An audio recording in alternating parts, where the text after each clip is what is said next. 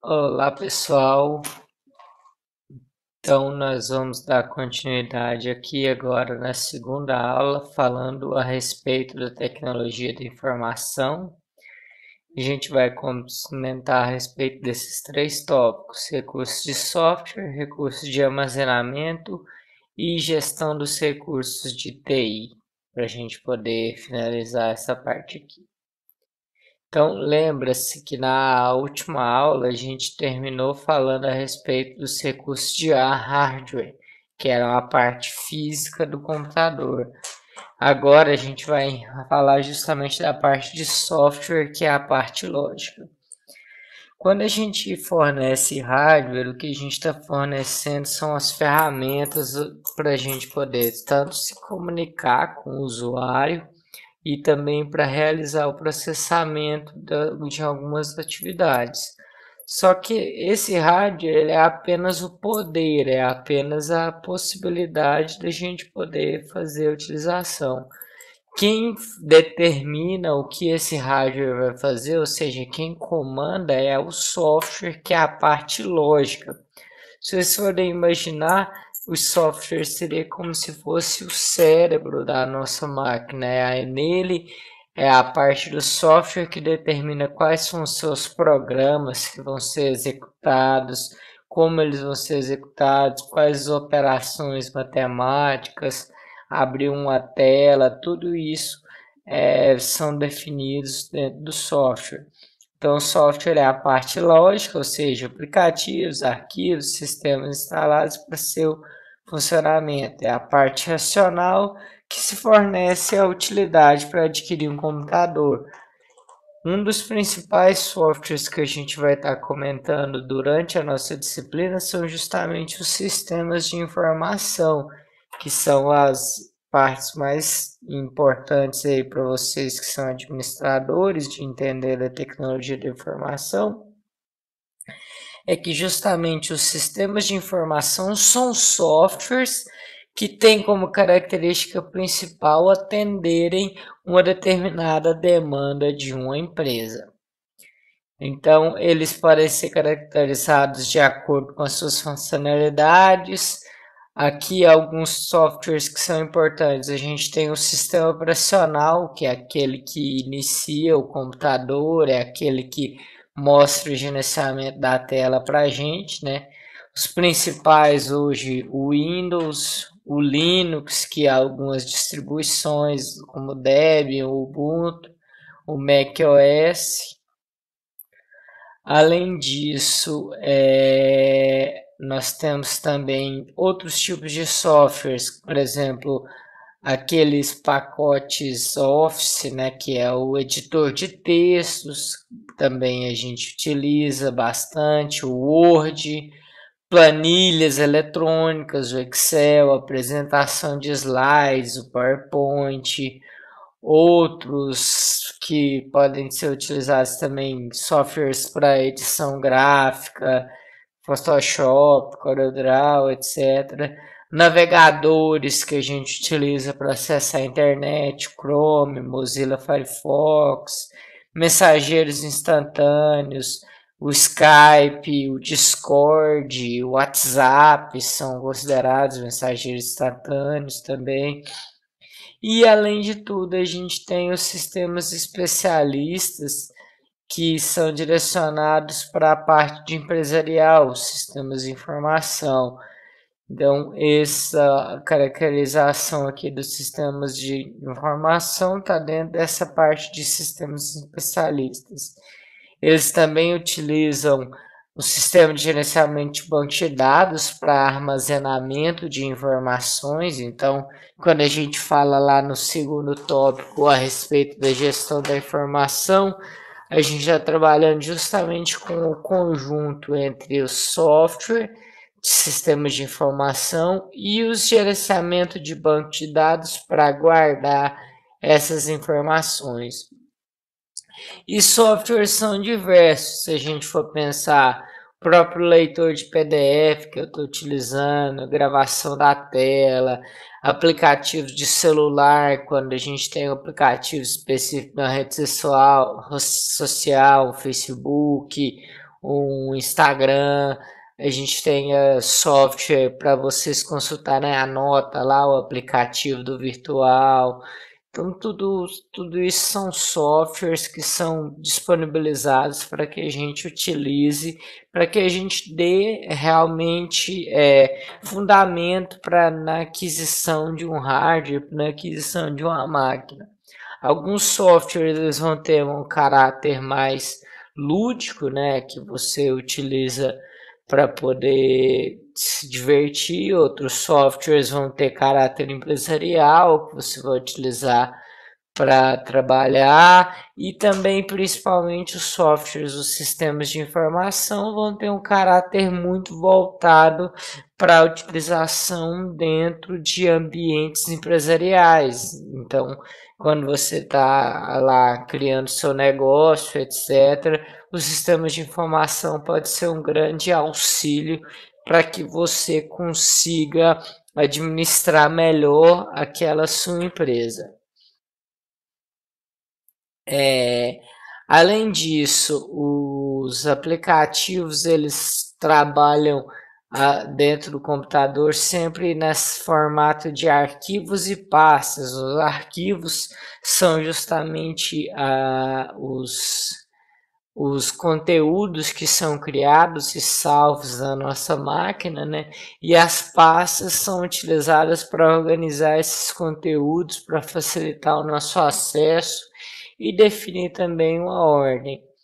Esses arquivos eles podem ter diversas extensões, aqui tem alguns exemplos, né? O doc, do Word, CLS, que é do Excel, PPT, que é do PowerPoint, imagens como JPG, GIF, PNG, músicas, MP3, MP4, já são para vídeos, arquivos compactados como zip, temos PDFs, então as imagens aí, as extensões elas podem ser diversas aí dentro da máquina. Além disso, a gente tem também softwares que podem atrapalhar o funcionamento, que são os malwares. Aí, esses malwares eles são conhecidos aí como aplicativos que atrapalham o funcionamento. Eles podem ser distribuídos por e-mails, compartilhados por outros computadores, via dispositivos, e eles são caracterizados em alguns tipos. Por exemplo, a gente tem o vírus, que é o mais conhecido, né? Que ele destrói arquivos da máquina. A gente tem os spywares, que são especializados em roubo de informação, o spam, que é o envio de e-mails em massa, o adware, que é para exibir propagandas, ransomwares, que solicitam senhas e criptografam seu arquivo, então solicita como se fosse um resgate mesmo, é o sequestro eletrônico que a gente fala. Então, a gente existe também os softwares maliciosos aí. Tem até uma reportagem aqui que, apesar de ser de 2015, ainda é bem comum esse tipo de ataque, que os computadores estavam sendo atacados e os dados sequestrados, e as pessoas tinham de pagar, no caso, geralmente com alguma moeda eletrônica, como de Bitcoin, para que os sequestradores devolvessem os dados que foram armazenados, que foram ocultados, oprimidos. Além disso, nós também temos a parte agora de recursos de armazenamento, né? Que é aquilo que a gente comentou. Os aplicativos eles geram arquivos e pastas. Esses arquivos e pastas eles são armazenados de alguma forma que o computador consiga entender, que é no caso no sistema binário. Essa parte aqui a gente não vai focar muito nela, porque assim é bastante mais técnico, então eu não vou estar dando muita atenção nisso daqui não, mas só para vocês entenderem, né, que no computador a gente armazena tudo dentro de bits, que é no caso zeros e 1, e essas combinações de bits formam os bytes, e a partir desses bytes aí a gente vai tendo as informações apresentadas. Aqui tem até uma tabela de escalas aqui, etc. Mas não vamos preocupar muito com essa parte de representação binária aqui, é algo mais técnico. Então nós vamos focar aqui para a última parte, que é a gestão de recursos de TI, né? Então, vamos entender o seguinte: os computadores estão disponíveis para ser utilizados e agilizar os processos, mas a gente precisa de tomar algumas ações, né? Então, geralmente a gente tem nas empresas no setor de TI e tal, e vocês precisam de tomar cuidado com algumas coisas, por exemplo, políticas de treinamento, políticas de uso dentro das máquinas, porque hoje em dia, principalmente, cada vez fica mais fácil para pessoas rastrearem da onde estão sendo utilizados determinados recursos. Isso aqui pode gerar algumas complicações, porque às vezes você está trabalhando lá na sua empresa e você tem um funcionário, etc. Até você mesmo está acessando e você faz o download de algum arquivo que nem mesmo você não sabia, mas ele é um arquivo que tem problemas de licença. Ele pode ser um arquivo que foi distribuído de maneira incorreta, que não foi autorizado a ser distribuído, como um filme, etc. E hoje em dia é cada vez mais simples para que as empresas consigam rastrear de onde veio a origem desses arquivos. Então, se um funcionário utiliza os recursos computacionais da empresa para fazer esse tipo de utilização, quem vai ser responsabilizado pode ser funcionário, mas a empresa também vai ser responsabilizada em partes por estar fornecendo parque tecnológico. Então é muito importante que políticas de uso, orientações, treinamentos sejam realizados para que você evite esse tipo de problema. Não só treinamentos em relação a coisas que podem ser ou não realizadas, mas também outras rotinas, como por exemplo,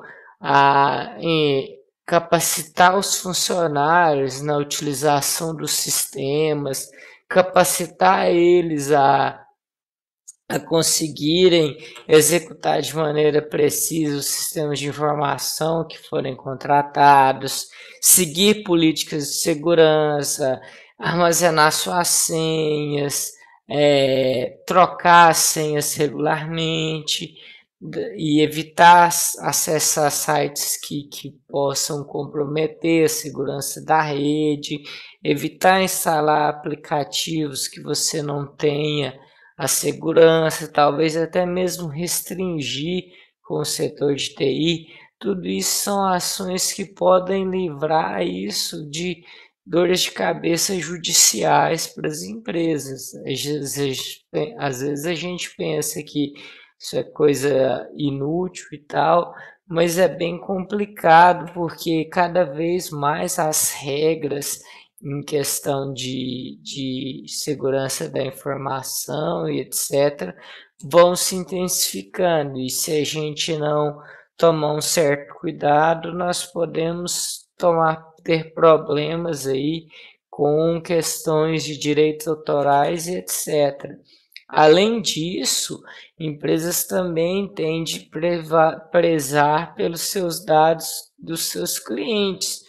Então, se você permitir que outra empresa consiga acessar suas informações sem elas terem autorização, outra pessoa, ou seja, conseguir entrar dentro do seu sistema, isso pode ser ruim, porque os clientes vão poder te processar. A partir do momento que você está lá coletando dados deles, você está assumindo a responsabilidade de segurança de proteger esses dados. Então é importante que analisem esses pontos relacionados à segurança para que a gente não tenha dor de cabeça como gestores de sistemas de informação. Por último, mais importante, realizar sempre os backups para você conseguir sempre ter registros daqueles seus documentos guardados, para que caso aconteça algum problema, algum problema diretamente relacionado com a máquina, falha de energia, falha de internet, a gente não tenha dor de cabeça. Então, se você tem a prática de fazer os backups regularmente, ou seja, as suas cópias de segurança, se você perder um dia de trabalho, com certeza vai ser ruim dentro de um sistema, mas é bem melhor você perder apenas um dia do que você perder um ano ou talvez o trabalho completo da sua empresa. Então, a prática de se manter cópias de segurança regularmente é muito importante também para garantir confiabilidade dos dados. Ok? Então, pessoal, essa semana a gente finaliza por aqui. Eu já vou deixar uma atividade para vocês fazerem lá no Google Forms, lá dentro do Google Classroom. Peço que vocês realizem, à medida que for realizando, já vai finalizando lá para que eu consiga já fazer a avaliação. Ok? Então, pessoal, até a próxima. Tchau.